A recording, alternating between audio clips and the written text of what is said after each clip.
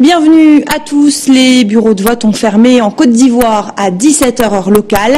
Le scrutin s'est déroulé dans le calme. Le président ivoirien Alassane Ouattara avait appelé la population à se rendre massivement aux urnes. Un appel peu suivi. Guillaume Couder.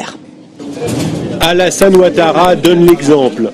Le président ivoirien, accompagné de son épouse, vote pour les législatives, les premières dans le pays depuis 11 ans. Un scrutin censé mettre fin à l'interminable crise qui ensanglante la Côte d'Ivoire. Le Parlement sera donc un Parlement véritablement consensuel, démocratique. Et ce Parlement contribuera au renforcement de la démocratie dans notre pays. Pourtant, la participation est plus faible que pour la présidentielle de novembre 2010. Les Ivoiriens ne se sont pas pressés dans les bureaux de vote, peu intéressés par ces élections, bien davantage par les difficultés du quotidien. Les partisans du président déchu Laurent Gbagbo, incarcéré à La Haye, ont boycotté le scrutin. Pour prévenir toute violence, 7000 soldats de l'ONU ont été déployés, à leur côté 25 000 hommes des forces ivoiriennes. Aujourd'hui, ce plan, à la mi-journée, ce plan fonctionne bien, puisque nous n'avons pas constaté d'incidents particuliers. Sans adversaire sérieux, la coalition emmenée par Alassane Ouattara devrait emporter la majorité des 255 sièges de l'Assemblée. Pour le pouvoir ivoirien, le bon déroulement de ces législatives était crucial. Il doit permettre d'initier le processus de réconciliation nationale. Le dépouillement a commencé. Les résultats seront connus dans le courant de la semaine.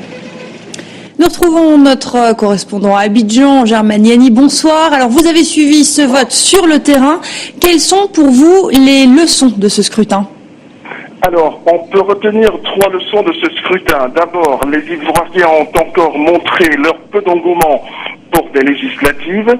En 2001, lors des précédentes législatives, le taux de participation était de 32,7%. Le président Alassane Ouattara, qui le rappelait aujourd'hui à la mi-journée, espère que cette fois-ci ce taux sera amélioré. Le taux de participation à ces législatives, c'est l'autre enjeu de ce scrutin. Wait and see. Ensuite, il y a l'effet boycott du Front populaire ivoirien, le parti de Laurent Gbagbo, l'ex-président. Mais au-delà, il faut surtout voir une sanction collective infligée à l'ensemble de la classe politique par les Ivoiriens.